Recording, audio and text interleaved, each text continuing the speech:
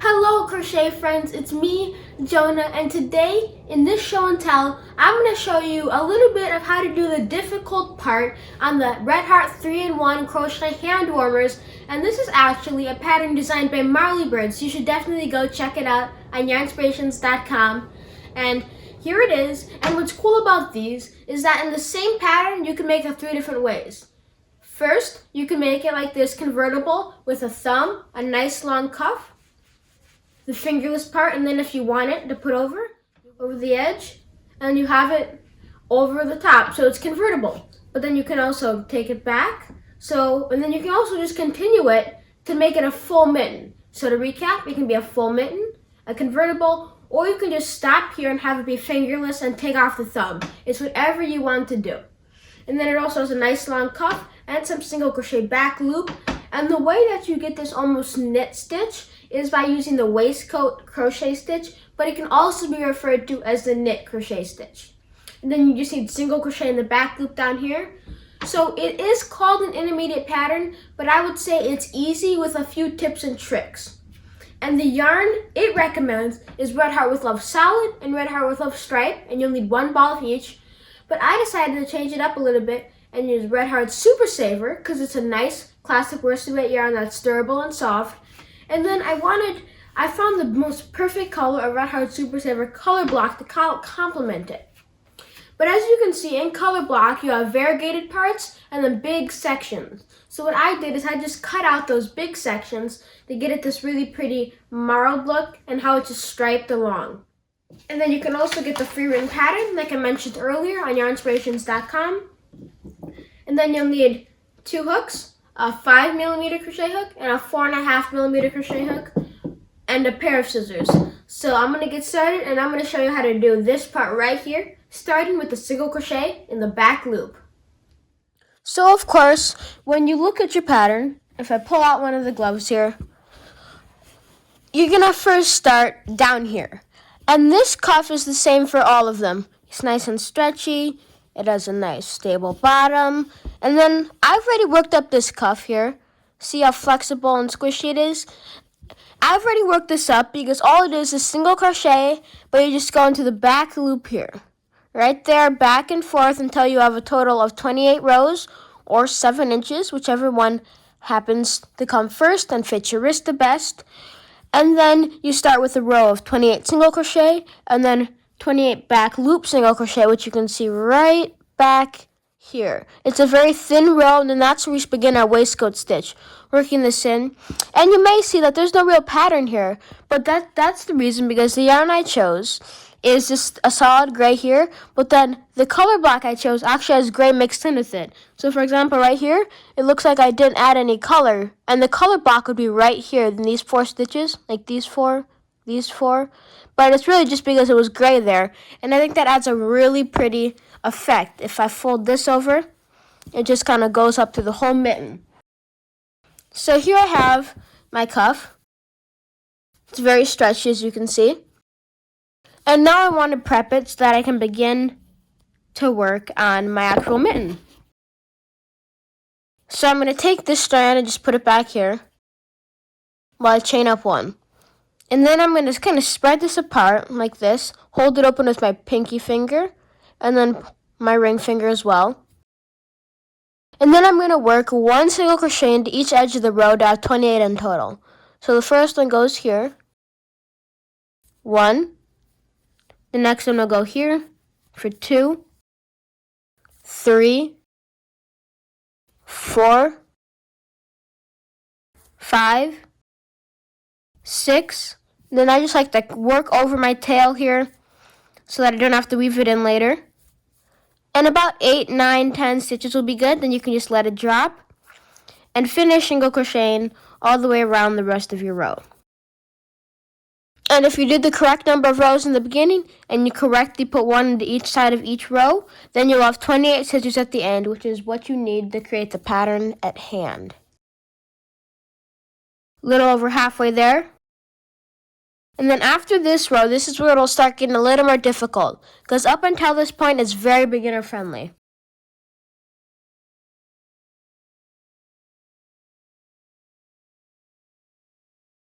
3 single crochets left here.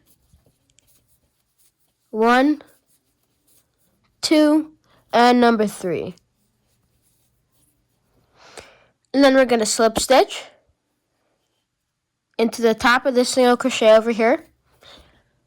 And this is where we begin the single crochet in the back post. So start by chaining up 1, because that'll get you a builder stitch to get up to the height you need. Then you're going to go around the back of the single crochet. Let me zoom in a little bit here. Then you go out, you go in from the back to the front, and then out the other side. Then you turn and pull back through, then you rotate your hook. If that makes sense, I'll show you again. So come in from the back and go to the front of the next, pull back through, and work a single crochet. Go into the back, out the front, pull back through, back, front, pull back through, back, front, pull back through. And this is what's creating that ridge right there. And then we will begin to work our waistcoat stitches right into that last row. Just make these nice and loose. Single crochet, single crochet. And we're about 80% done. And then we can begin the actual waistcoat stitches, which will make it look knit. Right here. And then the last stitch, just come out the other side right in between that slip stitch. Then we can slip stitch to the first single crochet. And there we go. Okay, so next up, we're going to begin our waistcoat stitch. We're going to have to bring in the second color here soon. So first, if you pull it open, you can see the single crochet. Normally you'd go under right here, if you're just going to single crochet normally. But that's not what we're doing. We're doing the waistcoat single crochet, split single crochet, or the knit single crochet. So you're going to go in between the posts of this stitch here. Right into it, and then pull it up. And then single crochet. Go to the next one, go right into it, pull up. And then this is where we're going to pull out our second color. So grab the end, and before you finish this stitch, loop it over and pull through. And then just set this one to the back. Now this is where it's going to get a little tricky, because you have 2 strands going at the same time. But once you learn how to do it, it'll be very simple. So then you're going to work over this strand. So place this gray strand across the top of your work, and then work another one of those single crochets like so, but working over that gray stitch. Make sure these are fairly loose but not sloppy. And then you're going to switch back to the gray, and then lay this color down now, and then work 2 stitches over it. Switch back to the orange, lay 2 stitches over it. And you can just tighten this strand a little bit. You want them to be all equal sized, of course. Then I'm going to zoom out a little bit.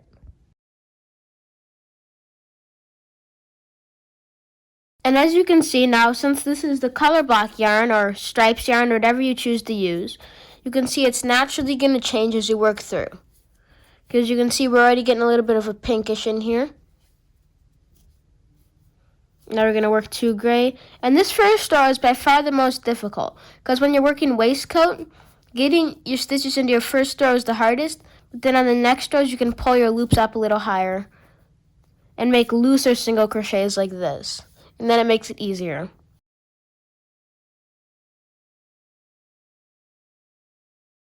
Pull back through. Single crochet. Oh, and now soon enough we'll have purple coming up, and then you'll see how that seamlessly transitions as well. And then I keep switching.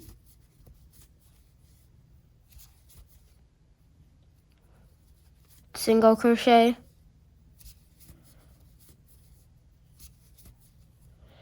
Switch again. And now we have a little bit of purple coming in. So this is how it's going to just smoothly transition around your mitten or fingerless glove, whichever of the 2 you choose to make.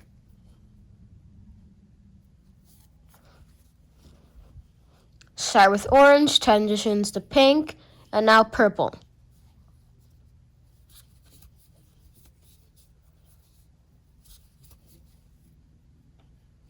Switch again. And then another interesting part is how you do the slip stitching to join each row so that it looks nice and even. Do single crochets. And then this next row is going to be gray. So I'll slip stitch into the next stitch.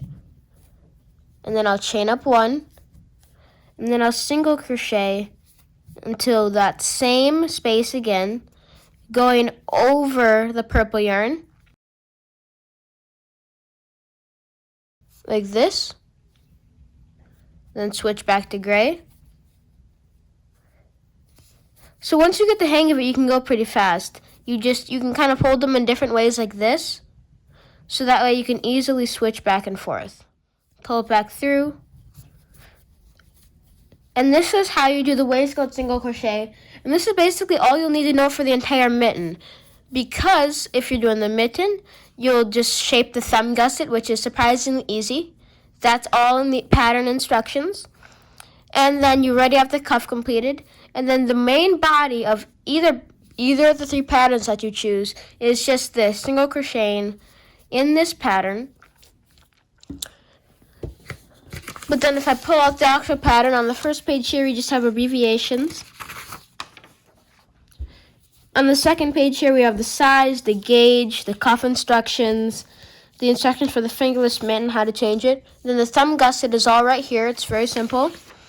But the thing is, when you're working this pattern, it's a checkerboard. Because she's using a gray and a blue, so you can really clearly see the checkerboard, like this.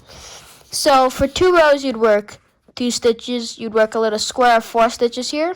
And then you'd alternate every 2 rows of where each one's placed. And then this is where the thumb will be.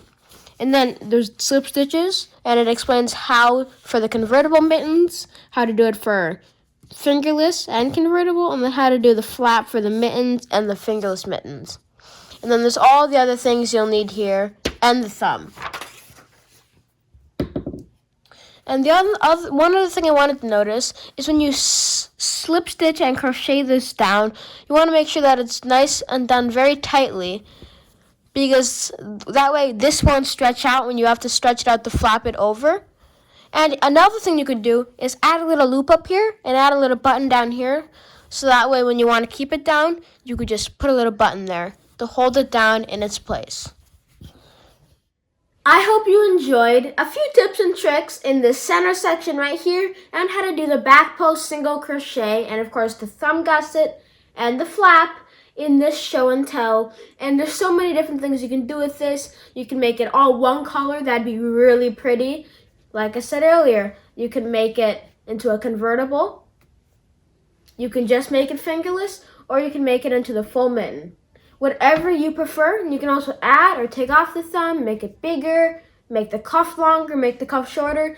So this is a very customizable pattern, and there's 3 different ways to do it with only one pattern. It's super simple. I hope you check it out, and please don't forget to like and subscribe to Jonah's Hands and, of course, your inspirations. See you in the next show and tell. Crochet away, friends!